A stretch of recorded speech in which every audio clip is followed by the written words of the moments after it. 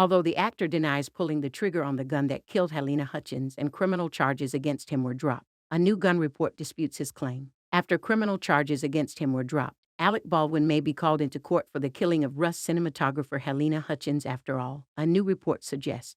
A forensic report obtained by People Tuesday concluded that the trigger of the prop Colt .45 revolver that turned out to contain live rounds must have been pulled sufficiently enough to cause the accident.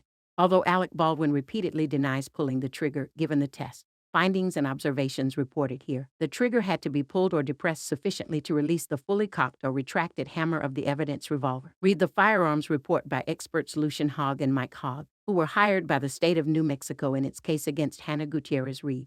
This fatal incident was the consequence of the hammer being manually retracted to its fully rearward in cocked position followed, at some point, by the pull or rearward depression of the trigger. In October 2021, Baldwin was holding the gun in question on the New Mexico set of the Western film when it discharged, wounding writer-director Joel Souza and killing Hutchins, 42. The Santa Fe County District Attorney's Office charged the Rust actor-producer, 65, with 2 counts of involuntary manslaughter. The charges were dismissed without prejudice in April, but prosecutors Kari Morris and Jason Lewis wrote in a June 9 court filing that Baldwin could still face charges pending an ongoing investigation into the gun. The gun and broken sear have been sent to the state's independent expert for further testing. The charges against Alec Baldwin were dismissed without prejudice because a possible malfunction of the gun significantly affects causation with regard to Baldwin, not with regard to Gutierrez. If it is determined that the gun did not malfunction, charges against Mr. Baldwin will proceed, they wrote at the time, adding that they expected to make a final charging decision for Baldwin within the next 60 days of that filing. In the case against Gutierrez-Reed, the prosecution's new report includes photos of Baldwin in costume while rehearsing prior to the incident,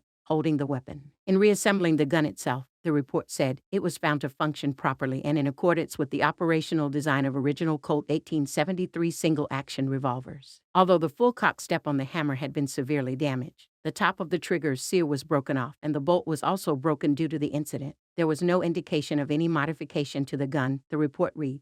In August 2022, a forensic report from the FBI made similar determination, including that Baldwin must have pulled the trigger. The gun could not be made to fire without a pull of the trigger unless the hammer was decocked on a loaded chamber and the hammer was struck directly, per that report, which Baldwin's attorney claimed was misconstrued. In interviews, Baldwin has repeatedly maintained that the gun went off without him pulling its trigger. The trigger wasn't pulled, he said in December 2021. I didn't pull the trigger. I would never point a gun at someone and pull the trigger on them, never.